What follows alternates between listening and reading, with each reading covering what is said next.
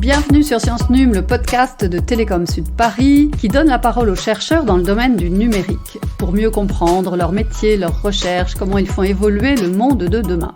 Aujourd'hui, on va parler de conduite autonome et bien sûr d'intelligence artificielle. Est-ce qu'un jour, à terme, on aura des voitures complètement autonomes ?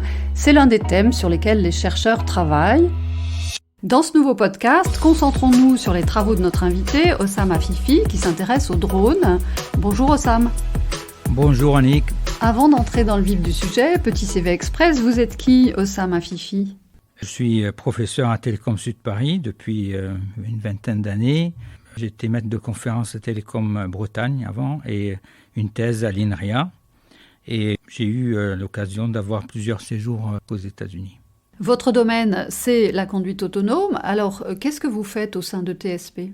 Le domaine de la conduite autonome, très intéressant. On regarde les algorithmes qui permettent de vraiment mettre en œuvre un véhicule qui conduise tout seul. Et on se pose la question, est-ce qu'un véhicule pourrait un jour circuler tout seul sur le périphérique, par exemple ? On entend parler de plein d'outils comme ChatGPT, c'est-à-dire de l'intelligence artificielle pour le langage naturel. Est-ce qu'on a l'équivalent de ChatGPT dans la conduite autonome ? On constate que l'intelligence artificielle a fait ses progrès dans les deux domaines, le traitement des langages naturels et l'analyse des images, traitement d'images. Et donc, une fois que ces avancées sont constatées dans ces deux domaines, après, on va essayer de les adapter à d'autres applications comme la conduite autonome. Et où en êtes-vous de l'adaptation de ces algorithmes pour la conduite autonome ?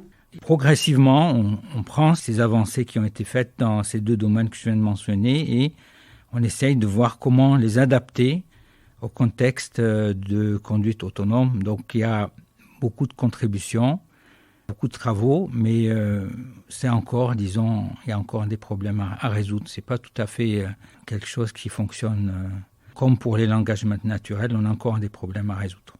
Justement, pour résoudre ces problèmes, vous travaillez au sein de votre laboratoire, mais aussi avec d'autres chercheurs et des entreprises.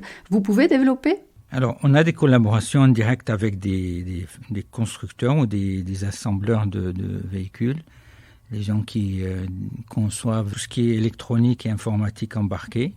On collabore avec d'autres laboratoires, notamment sur le plateau de Saclay, pour essayer de faire des projets collaboratifs pour arriver à avancer rapidement sur certains problèmes de la conduite autonome.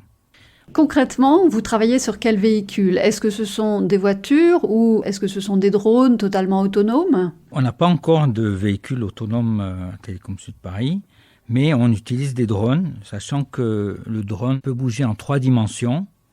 Le véhicule bouge en 2 dimensions, mais le véhicule a plus de problèmes à résoudre au niveau des agents auxquels il fait face, les véhicules, les voitures, les vélos, etc. Alors qu'un drone, c'est plus facile, parce qu'il n'y a pas tellement d'obstacles. Donc on utilise des drones pour le moment pour tester nos algorithmes. Quel genre de tâches peut accomplir un drone autonome comme ceux sur lesquels vous travaillez ? Donnez-nous un exemple. Donc un drone pourrait naviguer tout seul, totalement, sans être connecté avec une base. Donc il a une mission, par exemple, de suivre un objet, un animal ou un véhicule. Et il peut avoir besoin donc de cartes déjà préchargées ou il n'a pas nécessairement besoin de cartes. Il va, par exemple, naviguer, amener des choses à un endroit précis sans avoir du tout à communiquer pendant le trajet. Vous m'avez parlé aussi, quand on a préparé cette émission, de drones qui peuvent installer un réseau cellulaire. Alors, comment vous pourriez l'expliquer aux auditeurs de Science Num ? Il y a des projets avec Orange, donc on a des projets avec des opérateurs télécoms où les drones vont anticiper des événements comme les grèves ou des manifestations ou des matchs où il y a une forte présence humaine. Et il y a un problème de qualité de service sur le site d'un réseau cellulaire. Les drones vont être déployés automatiquement, c'est-à-dire on va savoir combien de drones il faut envoyer. Les drones vont servir à décharger la cellule qui a un problème, amener les communications des utilisateurs vers des réseaux moins chargés. Et ensuite, dès que les batteries commencent à être un peu fatiguées, les drones automatiquement vont rentrer tout seul pour se recharger. Donc tout ce système-là est déployé automatiquement sans aucune intervention humaine. Le seul problème, c'est un problème législatif, c'est que aujourd'hui, on n'a pas le droit de faire voler des drones sans qu'il y ait un opérateur derrière. Quels sont les défis que vous rencontrez dans la conduite de vos travaux ? Dans les véhicules autonomes, la recherche n'est pas encore arrivée à des algorithmes totalement fiables, sûrs et reproductibles, c'est-à-dire qu'on a encore des problèmes. On n'arrive pas à avoir un véhicule qui conduise totalement sans aucun accident ou en atteignant les objectifs que l'on lui a donnés, sauf si c'est des environnements propres où il n'y a que le véhicule, il n'y a rien d'autre qui circule sur la route à part ce véhicule-là, mais vraiment le faire rouler, comme je disais, sur le périphérique, aujourd'hui, c'est impossible. Pour qu'un véhicule autonome puisse conduire dans des conditions difficiles, vous vous référez à la notion de score acceptable. Vous pouvez nous dire ce que c'est ? Généralement, on mesure 3 choses. On mesure le taux, ils appellent ça le front collision rate, c'est-à-dire le taux de collision frontale. Bien sûr, on veut que ça soit égal à 0. Des fois, ça ne l'est pas.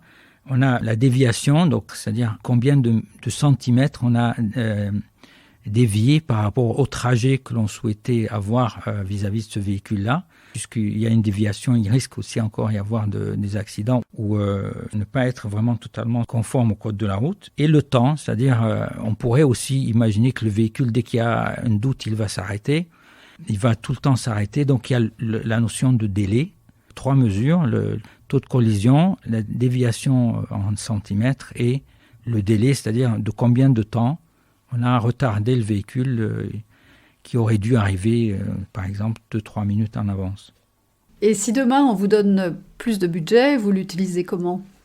Ce sont des sujets qui nécessitent beaucoup de ressources humaines. Donc des doctorants essentiellement, c'est eux qui produisent ces algorithmes et qui les testent. Une fois qu'on a les algorithmes, il faut les simuler. Donc il y a besoin de simulateurs, c'est des choses qui coûtent assez cher. Et le Graal, ça serait bien sûr d'avoir un vrai véhicule, comme on voit des véhicules sur le plateau de Saclay que l'on pourrait tester. Quels sont les axes de recherche que vous allez développer dans un futur proche ? Aujourd'hui, la tendance, c'est d'utiliser les réseaux de neurones. Il y a d'autres méthodes plus classiques, mais on pense que les réseaux de neurones vont résoudre ce problème. On est arrivé à la dernière version des réseaux de neurones qui sont utilisés, comme vous le mentionniez, dans ChatGPT ou d'autres applications connues. Ça s'appelle les réseaux génératifs. Donc, c'est des réseaux assez puissants. Et là, on regarde comment les adapter pour faire les prédictions les mieux adaptées au contexte de la conduite autonome de véhicules. Dernière question. Si vous vouliez que les gens retiennent quelque chose de la conduite autonome aujourd'hui, qu'est-ce que vous leur diriez ? Aujourd'hui, vous achetez un véhicule récent, vous aurez des fonctions autonomes. Par exemple, il va arriver à se garer tout seul. Il va arriver à suivre un véhicule devant lui tout seul. Il va éviter de changer de voie sans vous informer. Par contre, une conduite totalement autonome de bout en bout avec les prédictions, c'est-à-dire on doit prédire notre destination et prédire les voisins, qu'est-ce qu'ils vont éventuellement faire et réagir en fonction de ces prédictions, c'est encore très problématique. Merci Osama Fifi d'avoir accepté de participer à ce podcast et de nous avoir éclairé sur les avancées de la recherche sur la conduite autonome et ce qu'il reste encore à faire. C'était Science Num, un podcast soutenu par le Carnot Télécom et Sociétés Numériques. Vous pouvez retrouver tous les épisodes sur les plateformes d'écoute.